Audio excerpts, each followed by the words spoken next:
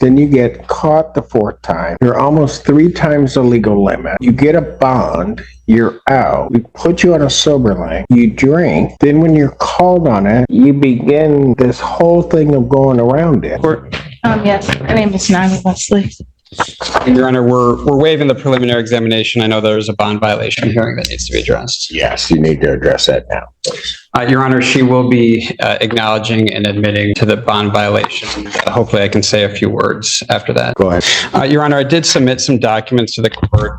Hopefully Your Honor has had a chance to review those. She's been treating with the Home of New Vision since about April of this year, and she attends AA meetings pretty regularly. Nevertheless, this is... When did you send documents?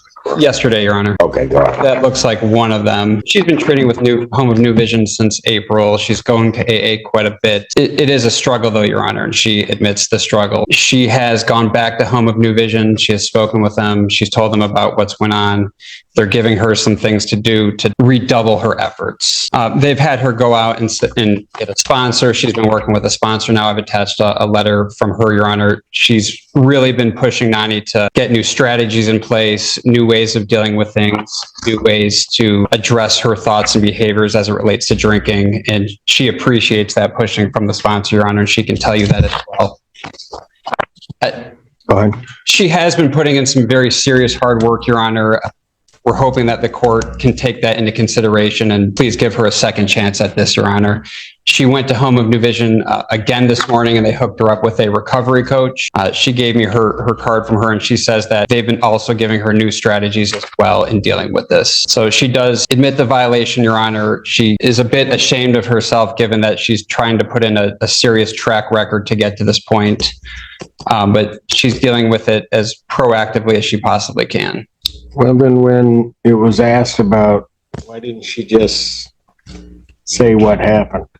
Freaked out, got nervous. No good excuses for it, Your Honor. Well, but there were numerous times she could have, like a better term, just come clean on it. She didn't do it. It's hard. It's not like they just asked her once and they wanted her to take an ETG, and she sat there and skirted around all of that. She got scared, Your Honor. This wouldn't be anything. Your Honor, the concern of the people here is that this is a true fourth OWI. Priors in 2005, 2015, and 2018. The alleged BAC at the time of the stop for this case was a .214, and we have a confirmed drinking event while she's on. The public safety risk defendant poses is extremely high. People are concerned that if she's not put on a scram, or if there are not other steps taken to keep the public safe about what might happen. This event, fortunately, it seems like it is being taken seriously. History of the defendant with alcohol cannot be ignored by the people. We are requesting either a remand or a scram tether installation before she leaves this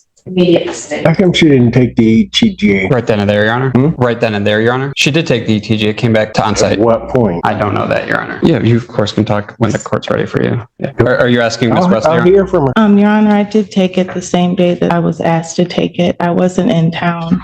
I told her that I wasn't in town, and she said that I needed to take it. Which I came back to Ypsilanti to take it. I was not in the area. I guess my question, you took it on what day? The same day that she requested the third. Why didn't you tell her you did? I did tell her, Your Honor. When? I told her, Okay, let me ask this. Why was your story changing? I was nervous when she called me, and I told her that I wasn't in the area right away. And she said, well, where are you? And I said, I'm out of the area. I'm up north.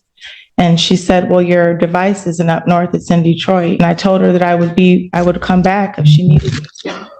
And she said, well, I can give you some places where you were at to test. And I said, I will try to make it back so I can do so. And I did do that. I did it the same day she asked me to. Your Honor, if I may, the report that I received does indicate the testing was done on-site, not community correction. And I also have that same information, I think the court has as well, where the initial information that's provided by the defendant to community corrections was that she was up north and unable to do that. But that 20 minutes before this contact, GPS and Soberlink said she was in Detroit, and then the defendant said she didn't have it with her. Soberlink. I didn't physically have it with me, Your Honor.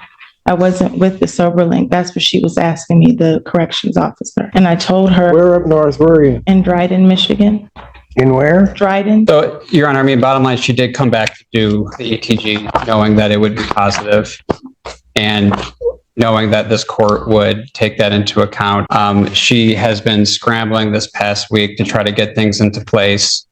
I think with everything she's been doing since April, with what she's doing now in combination with the scram tether would keep her on track, Your Honor. How is that going to keep her on track? It'll make sure that she can't drink. No, she can still drink.